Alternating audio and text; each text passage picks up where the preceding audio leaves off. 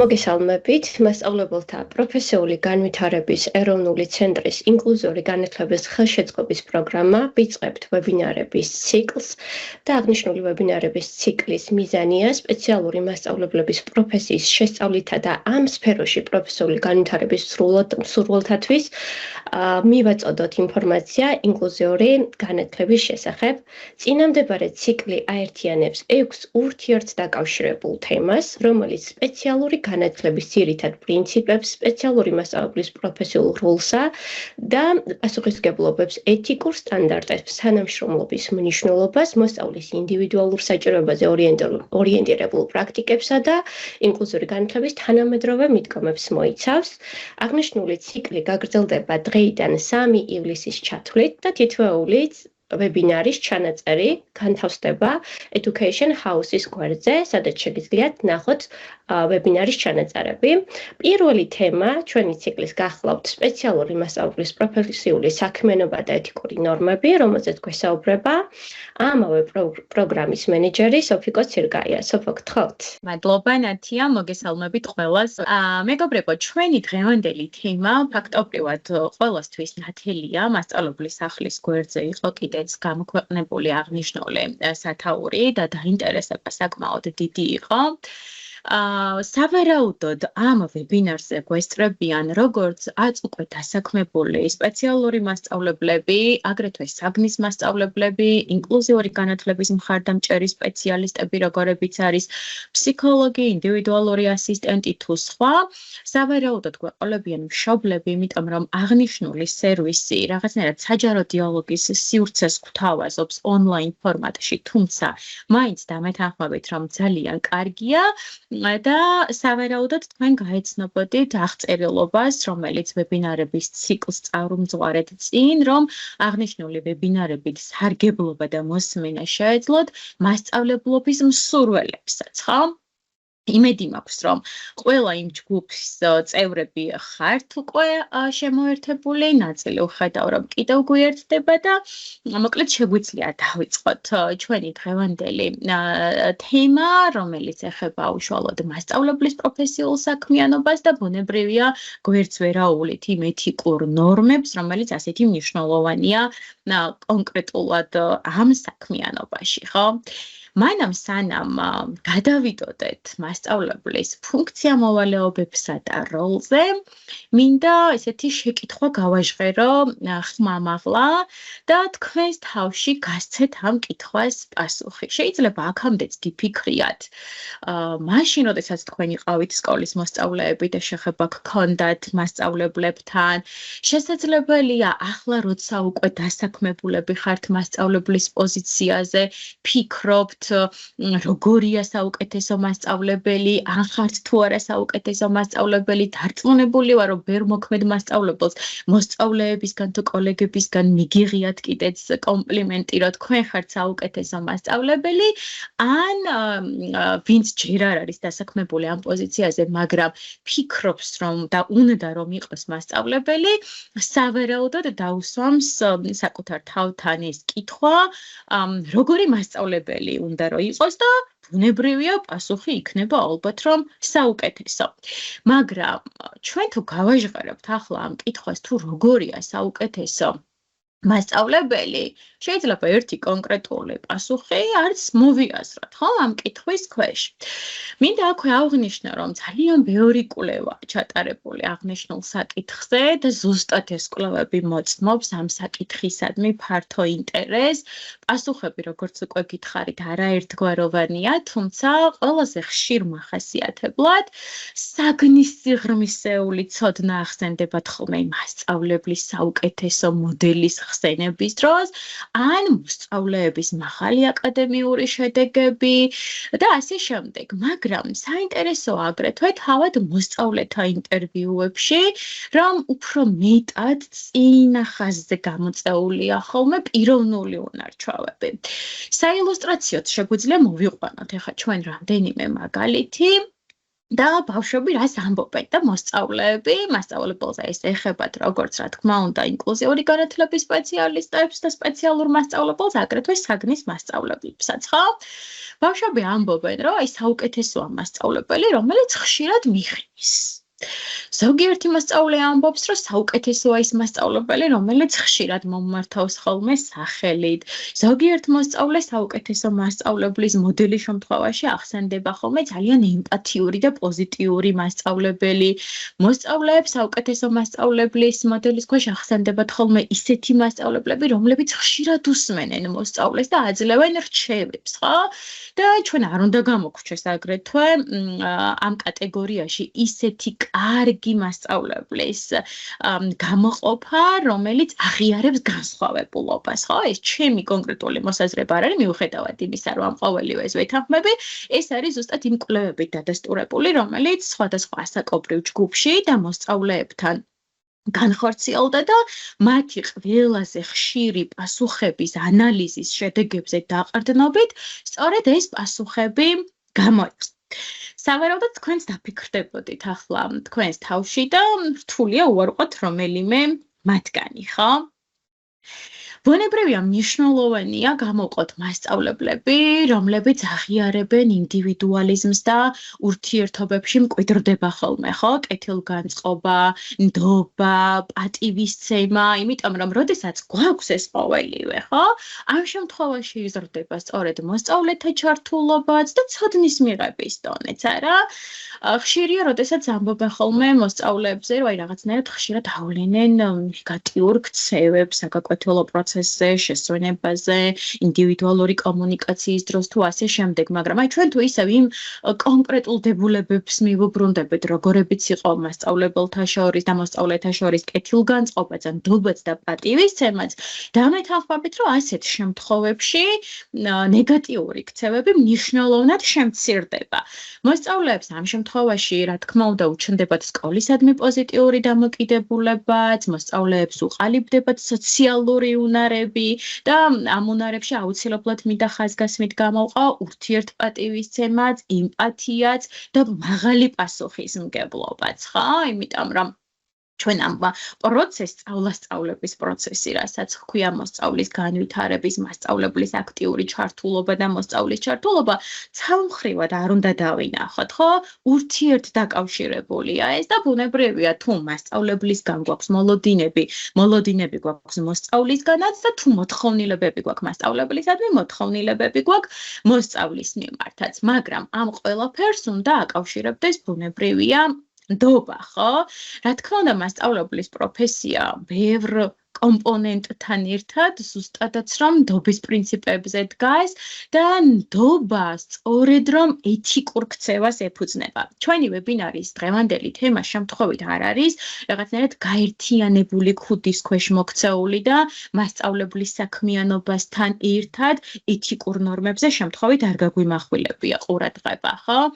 ეთიკური ქცევა არის ძალიან მნიშვნელოვანი, იმიტომ რომ აი თუ პირობითად რაღაცა გუნდს ავიღებთ ამ შემთხვევაში, არ აქვს მნიშვნელობა ეს სასკოლო გუნდია, მოსწავლის გარშემო გაერთიანებული ადამიანების გუნდია თუ ასე შემდეგ. ერთი ადამიანი, გუნდის ერთი წევრი მაინც თუ არ აღვავს რაღაცა ბალანსს, დამეთანხმებით, რომ მაღალია იმის რისკი, რომ გააქროს რწმენა სხვა ყველა წევრის მიმართებით, ხო? აი, თუ გაგახსენდებათ თქვენ შესაძლებელია პრაქტიკაშიც გქონიათ მსგავსი ინფორმაცია მოსმენილი რომელიღაც მშობლისგან, რომ აი არ ენდობა მაგალითად რომელიღაც თერაპევტს, ხო? არ აქვს რწმენა მის მიმართ.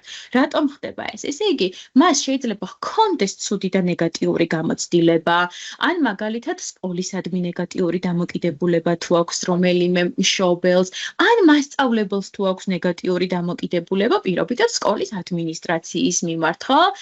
დამერწმუნეთ, რომ ამ შემთხვევაში ეს რწმენა და ნდობა დაკარგულია წინარე ნეგატიური გამოცდილებებიდან გამომდინარე. ასე რომ, ეთიკა, ნდობა, რწმენა, ურთიერთპატივისცემა ყველაფერი არის ძალიან მნიშვნელოვანი კომპონენტი, რომელიც აი ამ სწავლების პროცესს ეფუძნება და ისეთ ხარისხიან განათლებას, როგორზეც ამდენი წელია ვსაუბრობთ, განსაკუთრებით, როდესაც ინკლუზიური განათლების მიღებასა და გავრცელებაზე ვსაუბრობთ, ხო? სხვათა შორის მასწავლებლის პროფესიული ეთიკის კოდექსი, რომელიც ბევრი თქვენგანისთვის ალბათ ნაცნობია, ადგენს კიდეც ზოგად საგანმანათლებლო დაწესებულებების მასწავლებლის პროფესიული ქცევის წესებს, ხო? იმიტომ რომ ამით ფასდება სწორედ მასწავლებლის პროფესიული კომპეტენტურობის ხარისხიც და ამის დაცვა მოეთხოვება ბუნებრივია მასწავლებელს, მოსწავლეების, მშობლების, კოლეგების და ბუნებრივია სკოლაში დასაქმებული ყველა პირის მიმართ, ხო? აი სპეციალური განათლების სფეროს კონტექსტში ეთიკა უკვე გულისხმობს სახელმძღვანელო მორალურ პრინციპებს და ღირებულებებს, რომელთაგანაც უმნიშვნელოვანესია დამეთანხმებით სასკოლო საზოგადოებასთან თანამშრომლობაც, ადვოკატირებაც, პროფესიული თვითგანვითარებაც, სამართლიანობა და სოციალური თანასწორობაც და ასე შემდეგ, ხო? მე ვეცდები, რომ დღეს რაღაცნაირად ცოტა შევეხო ყველა მათგანს, თან არ მინდა რომ სხვა მომდევნო ვებინარების თემაში შინაარსობრივად შევიჭრა, მაგრამ იქიდან გამომდინარე რაღაცნაირად როგორც დასაწყისში ნათიამაც აღნიშნა ციკლს ვხსნით დღევანდელი აი ამ თან ვიწრო, მაგრამ ამავდროულად ძალიან ზოგადი თემით, მაინც პატარა აქცენტებს ყველა თემაზე გავაკეთებთ და მერე სხვა დღეების განმავლობაში უკვე უფრო სიღრმისეულად გექნებათ იმის შესაძლებლობა, რომ გაეცნოთ ამ თემებს, ხო? პირველი, რომელსაც თქვენ აქ ხედავთ და მინდა რომ გესაუბროთ, ეს გახლავთ სასკოლო საზოგადოებასთან თანამშრომლობა, ხო? სანამ გუნდის თითოეული წევრის ფუნქცია მოვალეობებზე გადავიდოდე, სპეციალურ მასწავლებელზეც მინდა ორიოდეს სიტყვით ვთქვა, რომ ხშირად ახსენდებათ ხოლმე და საზოგადოებაში მცდარი წარმოდგენა, რომ სპეციალური მასწავლებლის ფუნქცია მხოლოდ კონკრეტული სირთულეების მქონე ბავშვის დახმარებაა, მაგრამ ეს ასე არ არის, რა თქმა უნდა, და კიდევ ერთხელ ვისარგებლებ შემთხვევით თქვენს აუდიტორიასთან ხაზ გავუსვამ ამას, იმიტომ რომ სპეციალური მასწავლებელი კი ბატონო მონაწილეობს მოსწავლეების საჭიროების გამოვლენაში, მაგრამ მნიშვნელოვანი როლი აკისრია მას სასწავლო პროცესის ადაპტირებაშიც, ინდივიდუალური სასწავლო ჯგუფის მუშაობაში და გეგმის შემუშავების პროცესშიც, მშობლებთან თანამშრომლობაშიც, თითოეული მასწავლებლის კონსულტირებაში და მათ შორის მშობელთან კონსულტირებაშიც და ფაქტობრივად რაღაცნაირად კარგად შეჯამდება თუ ვიტყვით, რომ ინკლუზიური გარემოს შექმნაში, ხო? ესე რომ სპეციალური მასწავლებელი ყოფილა ის ადამიანი, რომელიც ცდილობს სასწავლო პროცესს და მოსწავლის შესაძლებლობებს შორის არსებული ბარიერების შემცირებას და ამას სხვადასხვა გზით ცდილობს, არა, მაგრამ ერთ-ერთი პირველი, რაზეც ახლა ვისაუბროთ, ეს გახლავთ სასკოლო საზოგადოებასთან თანამშრომლობა და ბუნებრივია სპეციალური მასწავლებელი თანამშრომლობს საზოგადოებასთან.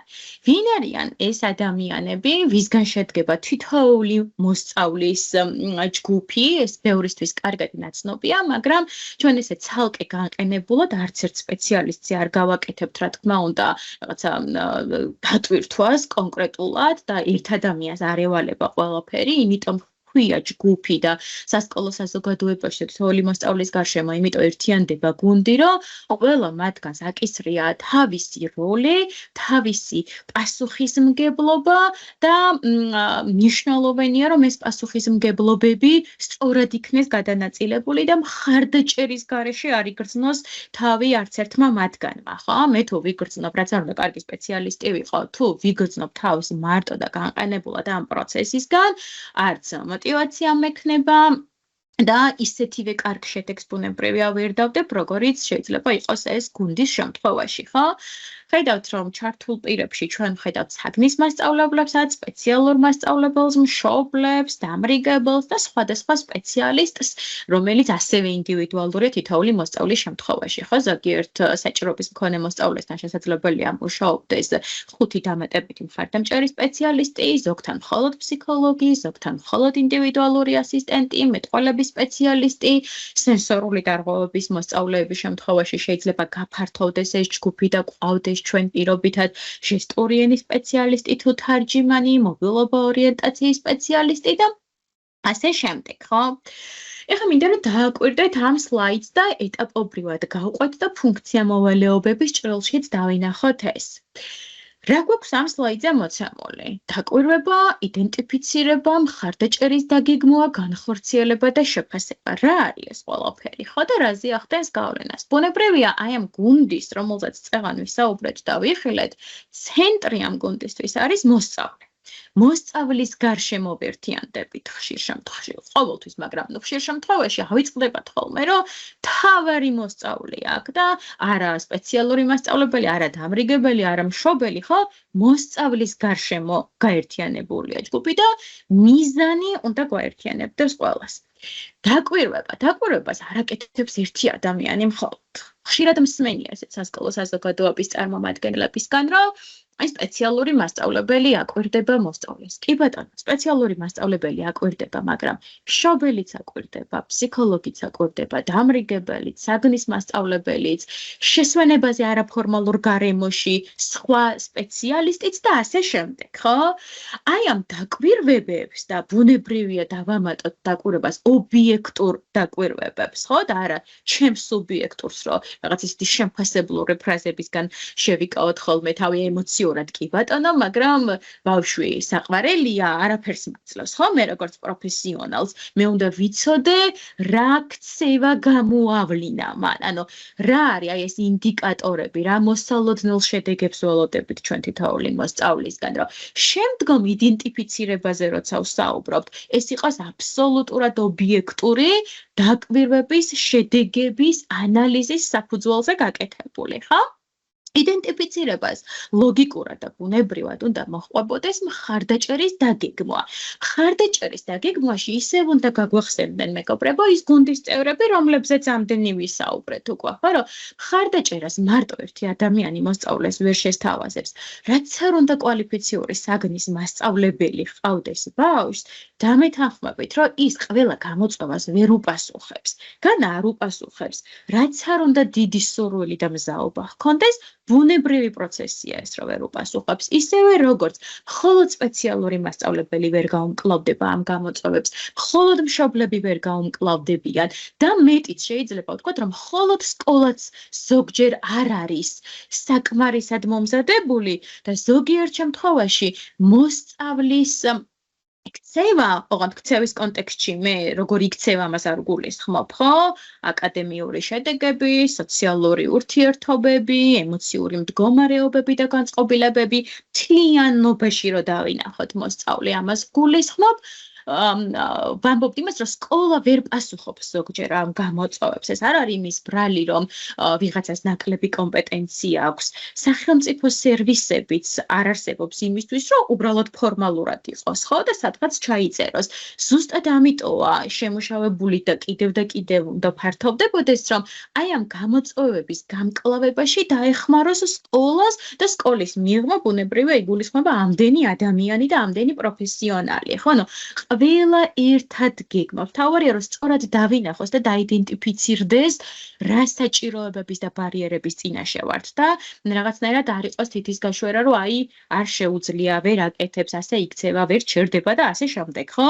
როგორ ვუპასუხოთ ამ გამოწვევებს და როგორ გავუმკლავდეთ, რა სტრატეგიები გვჭირდება ამისთვის, ამაზე არის ძალიან დიდი დროც დასათმობი და მთელი პასუხისმგებლობით უნდა მოვეკიდოთ, ხო?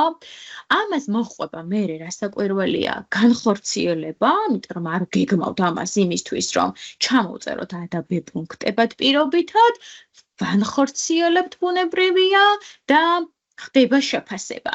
არადა პირველი ზოგიერთ შემთხვევაში შეფასება ახსენდებათ ხოლმე სპეციალისტებს, მასწავლებლებს და მათ შორის მშობლებს, მაგრამ თურმე რამხელა გზის გავლა გვიწევს პროფესიონალებს და გიწევთ, მანამ სანამ შეფასების პროცესამდე მიხვალთ, ხო?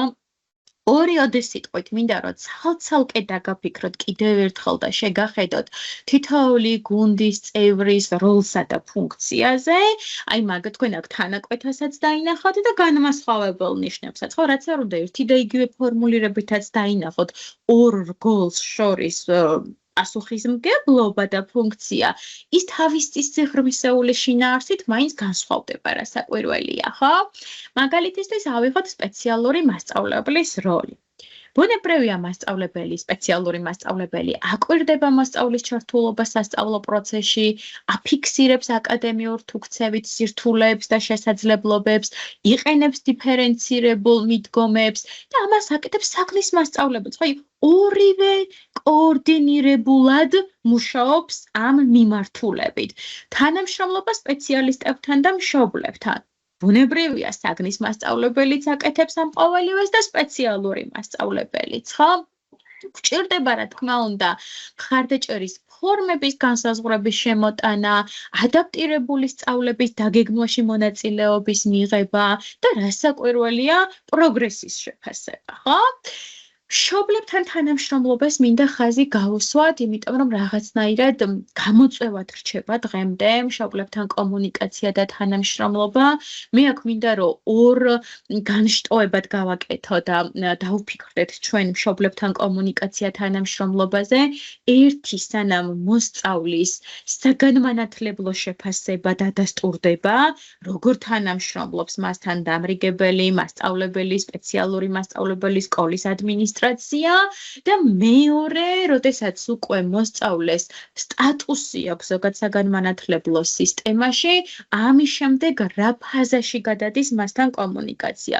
უწყვეტია ბუნებრივია, მხოლოდ რაღაცა სტატუსის მინიჭებამდე არ უნდა ვიურთიერთოთ მშობელთან და შემდეგ არ უნდა შეწყდეს, პირიქით უფრო და უფრო უნდა გაღრმავდეს ეს კომუნიკაცია და ურთიერთობა, იმიტომ რომ ძალიან მნიშვნელოვანი რგოლია მშობლები, მრავლობითი თუ ვიტყვით უფრო გამიხარდება და ასევე მშობელსაც აკისრია ძალიან დიდი პასუხისმგებლობები შვილის განვითარების და პროგრესის მიმართულებით, ხო? მშობელი ფლობს ისეთ მნიშვნელოვან ინფორმაციებს, რომელიც შეიძლება თვალსაჩინო არ იყოს სასკოლო საზოგადოების წევრებისთვის, მით უფრო ადაპტურ სფეროში, ემოციების გაზიარებაში და ასე შემდეგ, ხო? აგრეთვე მშობელი უზრუნველყოფს მხარდაჭერის უწყვეტობას. ჩვენ რაღაცნაირად ფრაგმენტულად ჩვენში უგულისხმობ ამ შემთხვევაში სასკოლო საზოგადოების საგანმანათლებლო სფეროს წარმომადგენლებს უფრო ფრაგმენტულად აღვქვამთ ხოლმე, ხო, მოსწავლეებს და მეთანხმებით ზოგჯერ ეს არის რაღაცა კვირის განმავლობაში 1 საათი, შეიძლება იყოს დღის განმავლობაში 20 წუთი, შეიძლება ზოგ შემთხვევაში თვის განმავლობაში იყოს რამდენიმე შეხვედრა და ასე შემდეგ. ამას მაინც ფრაგმენტულობა ჰქვია, რა თქმა უნდა. და მშობლისთვის ეს მხარდაჭერა არის უწყვეტი პროცესი. სკოლამდეც, სკოლის დროსაც და სკოლის შემდგომაც, ხო? და როდესაც ძლიერი ჩართული მშობელია, რა თქმა უნდა თანამშრომლობას აძლიერებს ეს და რა თქმა უნდა უფრო მეტი პასუხისმგებლობა აქვს მასაც და თითოეულ მრგოლსაც, რომელიც მისი შვილის საგანმანათლებლო ცხოვრებაშია ჩართული და რაიმე ტიპით დაკავშირებული, ხო? და საბოლოოდ რას გვაძლევს ეს ყოველივე? ცალ-ცალკე ჩამოვთვალეთ, მაგრამ მთლიანობაში თანხდებით იმაზე, რომ ერთიანი მიდგომის ჩამოყალიბებას უწყობს ხელს. სადაც ეს ჯაჭვი მორღვეულია, ან რომელიმე რგოლი არ არის კარგად ურთიერთდაკავშირებული, დამეთანხმებით, რომ იქ შეიძლება სხვა მოლოდინი ჰქონდეს მშობელს, სხვა სპეციალისტს, სხვა, ასე ვთქვათ, მიდგომა ჰქონდეს საგნის მასწავლებელს, სხვა სპეციალურ მასწავლებელს. ბუნებრივია, რამდენი ადამიანიც არის, იმდენი მოსაზრება, იმდენი პერსპექტივა არსებობს, მაგრამ გუნდის მნიშვნელოვნებაზე, როცა ვსაუბრობ, ზუსტად ეს არის ხაზგასასმელი, რომ სხვადასხვა პროფესიონალების და ჩართული პირების პერსპექტივებიდან დავინახოთ ჩვენ ეს გამოწვევებიც, შესაძლებლობებიც და გაერთიანების შემთხვევაში აი ეს განსხვავებული ხედვები გავაერთიანოთ. ხო? შეფასების სიზუსტეც იზრდება ამ შემთხვევაში, კიდევ განუმეორდები, რომ მხარდაჭერაც უმჯობესდება, სუბიექტურობა მცირდება, რითაც დავიწყეთ დასაწყისში ფაქტობრივად საუბარი და საბოლოო ჯამში, რა თქმა უნდა, ძლიერდება ინკლუზიური მიდგომა, ხო? ამ ყველაფრის გათვალისწინებით თუ ვიმუშავებთ და ვითანამშრომლებთ, რა თქმა უნდა, პროგრესიც არ დააყოვნებს და მოსწავლის საუკეთესო ინტერესებიც არ დაიგვიანებს. მეორე საკითხი, რაზეც მინდა გესაუბროთ და რომელსაც სპეციალური მასწავლებლის, რომელზეც უფრო ზუსტი რომ იყო პროფესიული სტანდარტი გვესაუბრება, ეს არის პროფესიული თვითგანვითარება. ახლაც თქვენ რომ ამ შეხვედრაზე ცდილობთ შემოსვლას, ჩართულობას, საკუთარი ძალებით ცდილობთ ინფორმაციის მოძიებას, ეს არის იმის დასტური, რომ თქვენ ცდილობთ პროფესიულ თვითგანვითარებას, ხო? რაც არ უნდა ნაცნობ თემების განხილვას ეხებოდეს ხოლმე საქმე, რამდენი განსხვავებული ადამიანიც არის იმ შეხვედრაზე, იმდენ რაღაცა ახალს აღმოვაჩენთ, ხო? თუნდაც ერთი ახალი რაღაც აღმოვაჩინოთ, ეს უკვე ჩვენს განვითარებას უწყობს ხელს, ხო?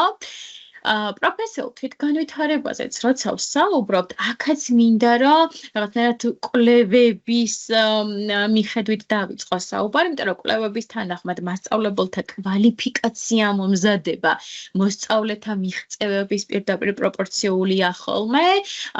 პროფესიონალი მასწავლებელი მუდმივად ავლენს იმის სურვილსაც და მზაობას, რომ პროფესიული განვითარება ჰქონდეს და იღწვის ამისკენ, თუმცა არსებობს ზოგიერთ შემთხვევაში ობიექტური წინააღმდეგობები და მინდა რომ ამაზეც დავფიქრდეთ და გავუსვათ ხაზი და აი ამ წინააღმდეგობებმა შეიძლება რომ მასწავლებლის პროფესიული განვითარების სურვილი მასწავლებელს დააკარგიტოს პირდაპირ ვთქვათ ეს სურვილი, ხო? ზოგიერთ შემთხვევაში შეიძლება იყოს ემოციური მდგომარეობა, ზოგ შემთხვევაში იყოს არაჯანსაღი სამუშაო გარემო, ვიმედოვნებ რომ არ გაქვთ ასეთი გამოცდილებები, მაგრამ თვალსაც ვერ დავხუჭავთ ამ ობიექტურ გარემოებებზე, ხო? ზოგ შემთხვევაში ეს გარემოება შეიძლება იყოს დაბალი ანაზღაურება და ასე შემდეგ. თუმცა სპეციალური მასწავლებლის პროფესიული ეთიკა განსაზღვრავს სპეციალური მასწავლებლის თვითგანვითარებაზე ზრუნვას. რას გულისხმობს ახლა ეს ყოველივე, ხო? პროფესიული განვითარების მიზნით თვითშეფასების მრავალფეროვანი მეთოდები უნდა გამოიყენოს მასწავლებელმა, იმიტომ რომ ზუსტად ამ შედეგების გათვალისწინებით ახდენს ის თავის ინდივიდუალურ სამოქმედო გეგმის შემუშავებას და განახლებას, საკუთარ სამასწავლებლო საქმიანობაში ცვლილებების განხორციელებას და ასე შემდეგ, ხო?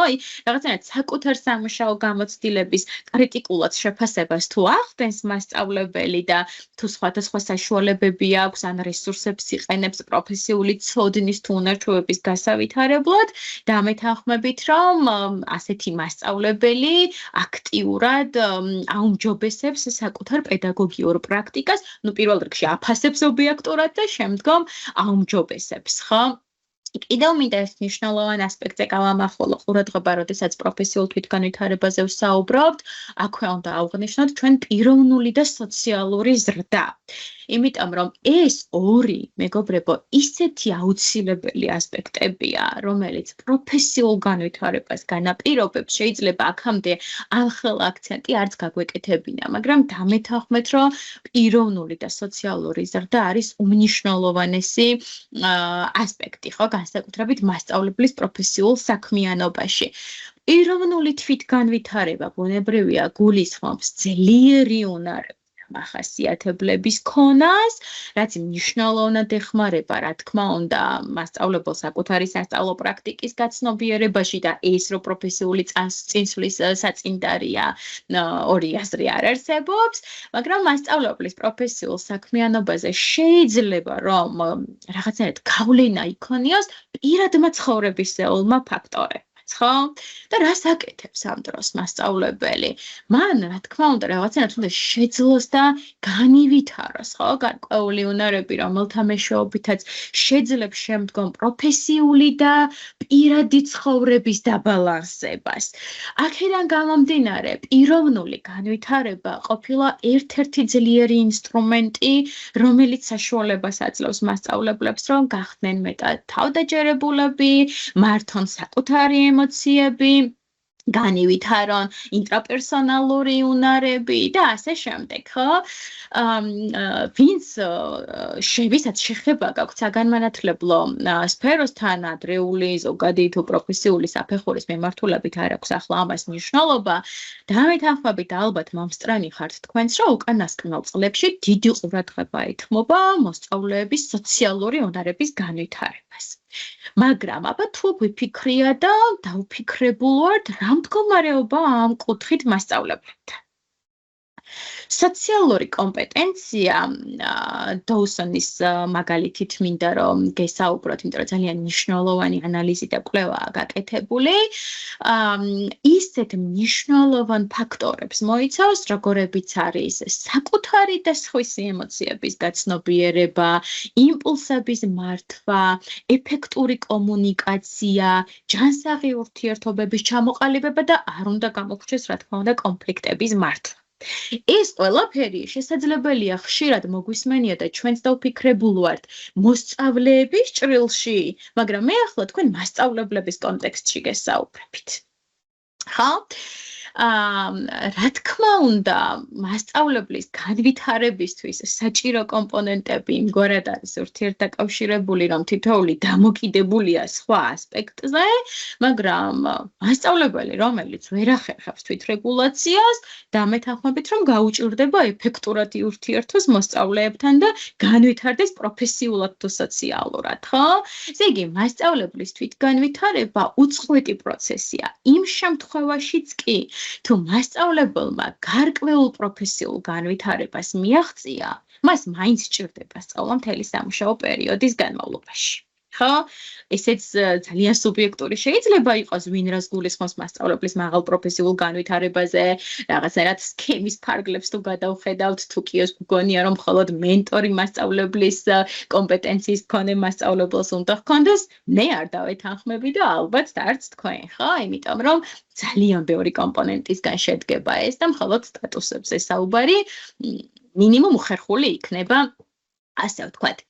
ამრიგად რომ შევაჯამოთ, პროფესიული თვითგანვითარება უნდა იყოს ყველა მასწავლებლის საზრუნავიც და მიზანიც, რომელიც არა მხოლოდ ფორმალურ სწავლებაზე, არამედ თავად მასწავლებელთა თვით ინიციატივაზეც იქნება დამოკიდებული და კიდევ ერთხელ განმეორდები, რომ აი ამ წუთში თუნდაც ვებინარის გარშემო ვინც ერთიანდებით და ვერთიანდებით, ამის ყველაზე ნათელი მაგალითია.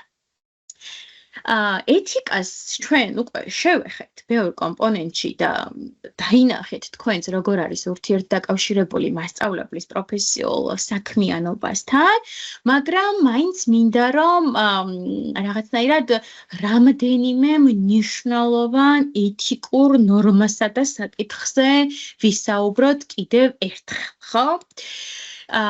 სპეციალურ მასწავლებელს, რა თქმა უნდა, საქმიანობის დაწყებამდე აქვს გარკვეული ცოდნაც პრაქტიკის ჩამოყალიბების თუ განვითარების პროგრესის შესახებ, იცნობს სხვადასხვა სერვისებს და მოდელებს, მათ შორის პროფესიულ სტანდარტს, რომელზეც აქამდე ვსაუბრობდით და ეთიკურ სამართლებრივ ასპექტებსაც, ხო? მაგრამ ეს ბუნებრივია დაკავშირებულია პროფესიულ იდენტობასთანაც და პრაქტიკასთანაც. იმიტომ რომ მისი მუშაობის ეფექტიანობის წინაპირობა ზუსტად ეს ყოველივე წარმოადგენს, ხო? ეხლა მე ზუსტად მინდა რომ ყურადღება გავამახვილო იმ მნიშვნელოვან ეთიკურ საკითხებზე და პრინციპებზე, რომელიც ასეთი ხაზგასასმელია მინიმუმ რაც შეგვიძლია ვთქვათ, ხო? ზოგადად საგანმანათლებლო დაწესებულებებში თუ რა ვიცი, საგაკვეთილო პროცესში მოსწავლის მიერ გარკვეული სირთულეების გამოვლენის შემთხვევაში, პირველ რიგში კარგად ვიცით, რომ მნიშვნელოვანია მშობლის თუ ოფიციალური კანონიერი წარმომადგენლისგან ინფორმირებული თანხმობის მიღება, ხო? რას გულისხმობს ეს ყოველივე? მოსწავლესთან აქტიური დაკვირვება იქნება, შეფასება იქნება თუ გარკვეული გადაწყვეტილებების მიღების პროცედურა, აი ამ ყოველივემდე მშობლის დეტალურად ინფორმირებას სპეციალური მასწავლებლის ჩართულობის თავისებურებების და მიზნებთან დაკავშირებით. ხო? იმაში დარწმუნების შემდგომ, რომ კანონიერი წარმომადგენელი თუ მშობელი ნამდვილად აცნობიერებს და ნამდვილად გააზრებული აქვს და აანალიზებს მიწოდებული ინფორმაციას, აუცილებელია მოსწავლის პასუხისმგებელი პირისგან თანხმობის მიღება, ხო? იმიტომ რომ ეს სამომავლო მუშაობის პროცესი დასაგეგმია, მიზნები განსასაზღვრია და ამ ყოველივე შესახებ ინფორმაცია ბუნებრივია მიწოდებული უნდა იყოს. მნიშვნელოვანია იმის ხაზგასმაც, რომ მშობელი, როგორც წეღანაც აღნიშნე, აქტიური თანამონაწილე იქნება მიმდინარე თუ გადაწყვეტილებების მიღების პროცესის და სპეციალური მასწავლებელიც აქტიურად არის ჩართული ისეთი უსაფრთხო თუ ეფექტიანი საგანმანათლებლო შექმნის პროცესში, რომელიც მაქსიმალურად ახდენს მოსწავლის სწავლას-სწავლების სტიმულირებას, ხო? ეს რა თქმა უნდა დაკავშირებულია მოსწავლის შესაძლებლობებზე, მაგრამ ამასთანავე რას აკეთებს? პასუხობს მოსწავლის ინდივიდუალურ საჭიროებებს, ხო? ნებისმიერი პრაქტიკა მოიცავს ზედ პროფესიულ საქმიანობას, რომელიც თავისთავად მოიაზრებს იმ პირების პატივისცემას, რომელიც სერვისის მიმღები არიან. აი, ეთიკა და ეთიკური ნორმა სწორედ ამაზე გვესაუბრება ჩვენ, ხო, რომ ღირსების აღიარება, პატივისცემა არ იყოს დაკარგული და სათანადო დონეზე ჰქონდეს აღქმული საგანმანათლებლო სფეროში თუ დამოუკიდებელი ცხოვრების ხელშეწყობისთვის, ვინც თანამშრომლობს მოსწავლესთან, ყველა იმ პირს, ხო? ერთ-ერთი მთავარი ამოსავალი წერტილი, რომელიც წარმატებული საქმიანობის განსაზღვრელია, არის სწორედ მოსწავლეთა დამოუკიდებლობის და თვითგამორკვევის უფლების აღიარება, მათი პირადი მონაცემების თუ ინფორმაციის პატივისცემა და ასევე მნიშვნელოვანია, რომ გაცნობიერებული გქონდეს თუ რა განზომილებებს მოიცავს, ხო? აი ეს ინდივიდთა განსხვავებულობა, მრავალფეროვნება, მნიშვნელობა არ აქვს ეს შემეცნებითი სფერო იქნება აკადემიური, სოციალური ემოციური, კულტურული თავისებურებები, ეთნიკური წარმომავლობა თუ ასე შემდეგ, ხო?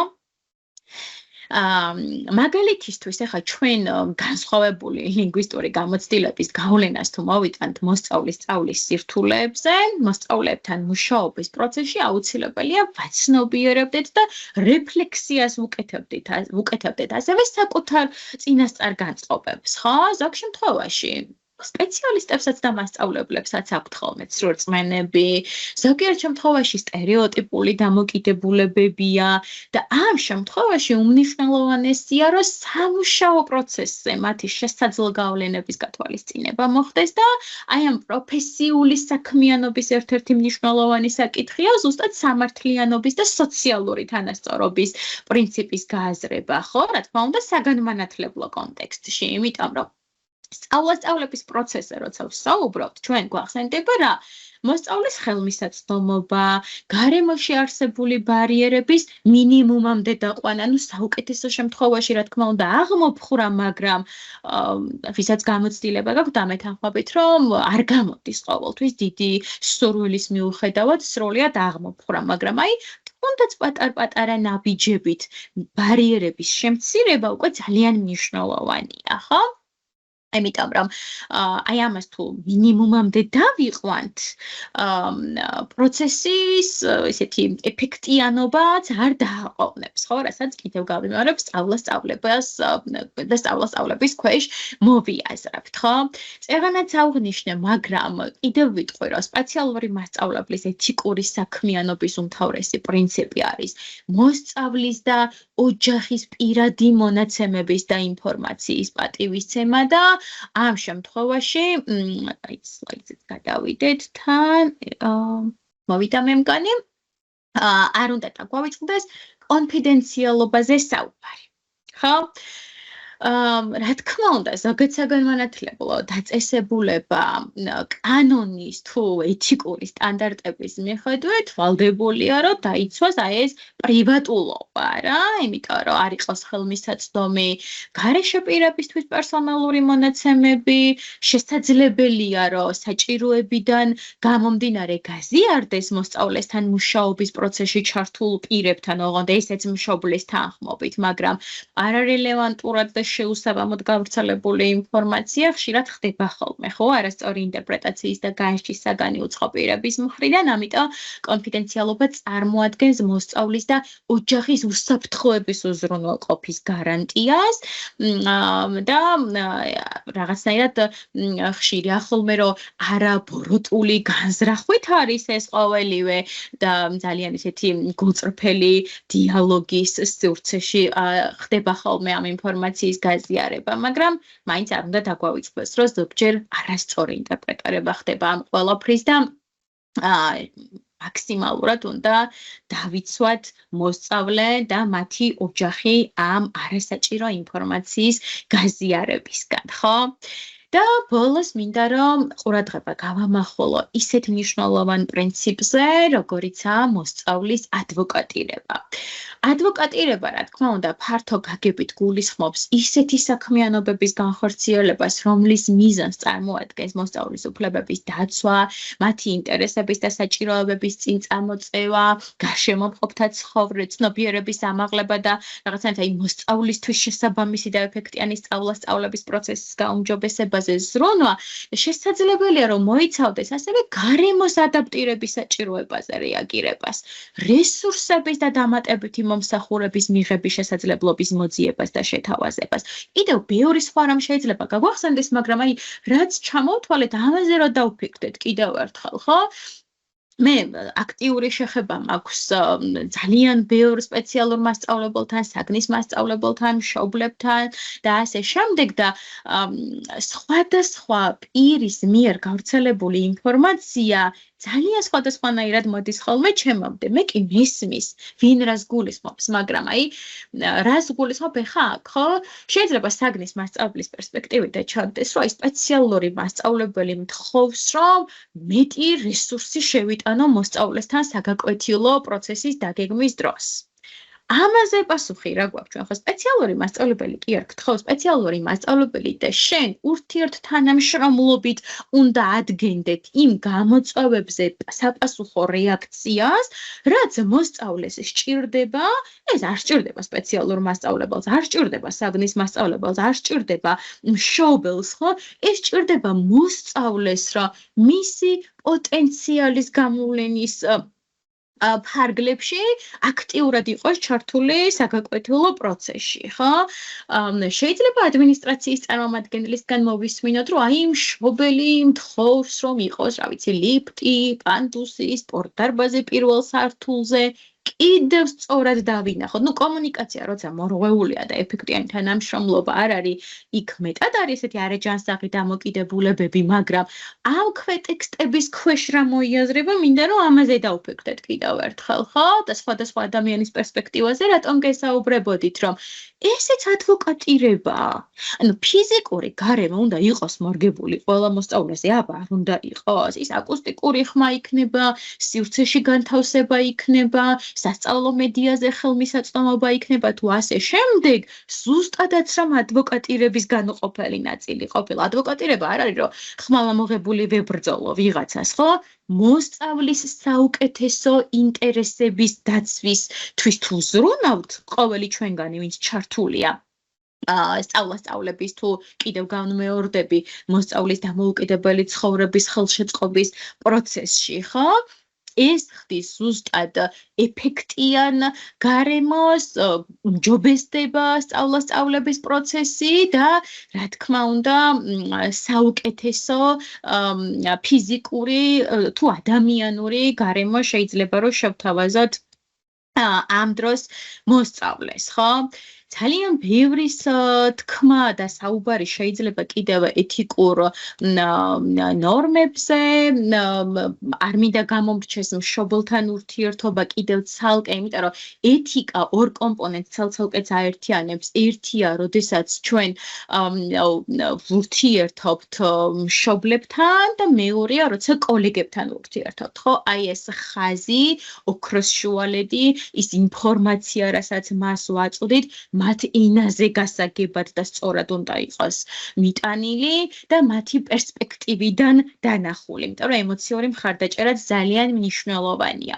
და ბოლოს მინდა ხაზი გავუსვა პროფესიული კომპეტენციების საზღვრების გაცნობიერებას, იმიტომ რომ სპეციალური მასწავლებელი თუ საგნის მასწავლებელი არ აქვს მნიშვნელობა ჩვენ ესე განვაზოგადოთ და მოდი მასწავლებელზე ვისაუბროთ, თუ გნებავთ სპეციალურ მასწავლებელზე, არ არის ფსიქიატრი, არ არის ნევროლოგი, არ არის ნეიროფსიქოლოგი და ასე შემდეგ, ხო? პროფესიული კომპეტენციების საზღვრების გაცნობიერებაში უგულისხმობ ისეთი მაგალითის მოყვანას, როგორიც არის მაგალითად, რომ აი ზოგჯერ გამიგია სპეციალისტისგან, რომ აი ეს ბავშვი, მე მგონი აუტიზმის სპექტრი აქვს, აი მე მგონი დისლექსია აქვს, იმიტომ რომ უჭირს ეს, ხო? დიაგნოზების დასმისგან აუცილებლად უნდა შევიკავოთ თავი. რაც არ უნდა ცოდნა და გამოცდილება მიგვანიშნებდეს იმისკენ, რომ მოსწავლეს ესა თუ ის საჭიროება შეიძლება ჰქონდეს, საგანმანათლებლო სფეროს წარმომადგენლისგან მსგავსი რეპლიკები თუ შემფასებლური ფრაზები არის გადაცდომა. და ეს არ ჯდება არანაირ ეთიკაში. რეფერირება და გადამისამართება, კი ბატონო, და სპეციალისტი სწორედ ამას აკეთებს, ხო? რა თქმა უნდა, ხა ჩვენ თუ რაღაცა კონკრეტული ეჭვი გვაქვს თუ ვარაუდი, სპეციალისტის ჩართვაც გვჭირდება, კონსულტირებაც გვჭირდება, მშობლისა და მოსწავლის რეფერირებაც გვჭირდება, მაგრამ მე ხას უსვამ იმას, რომ მან განსაზღვროს და გააცნობიეროს, რა პასუხისმგებლობები აკისრია, რა, ასე ვთქვათ, ვალდებულებები აკისრია მოსწავლის საგანმანათლებლო ცხოვრების ასპექტებში და ამის შემდეგ მიიღოს მან გადაწყვეტილებები, ხო? ეთიკა და საქმიანობაც მინდა რომ აი ამ მნიშვნელოვანი ფრაზით შევაჯამო, კიდევ ბევრის თქმა შეგვეძლია, მაგრამ დისკუსიის ეტაპზე გვექნება ამის შესაძლებლობა. პროფესიონალიზმი გვასწავლის, რა თქმა უნდა, როგორ ვასწავლოთ, მაგრამ ეთიკა გვასწავლის, როგორ მოვეპყროთ ადამიანს. ეს არ კონკრეტდება და რა თქმა უნდა არ რაღაცნაირად გადის მხოლოდ მასწავლებლის კომპეტენციაში, ზოგადად პიროვნულ ღირებულებებს თუ დავუჯერებთ და გავიაზრებთ, კარგად, ყველაზე შეიძლება მოხდეს განზოგადება, მაგრამ რადგან ჩვენ მაინც ზოგადად საგანმანათლებლო სივრცე გვაერთიანებს და პროფესიონალიზმსა და ეთიკაზე ვსაუბრობთ, მინდა რომ ხშირად ვიფიქროთ აი ამ უნარჩვევებზეც და ღირებულებებზეც, რომელიც ურთიერთდაკავშირებულია, ხო? და ფაქტობრივად ჩვენი შეჯამებაც შეგვიძლია ისევ და ისევ სპეციალური მასწავლებლის პროფესიულ სტანდარტზე დაფუძნებით დავასრულოთ, რომ სწორედ ეს სტანდარტი განსაზღვრავს ცოდნასაც, უნარებსაც და ღირებულებებსაც, რომლებიც სპეციალურ მასწავლებელს უნდა გააჩნდეს, ხო?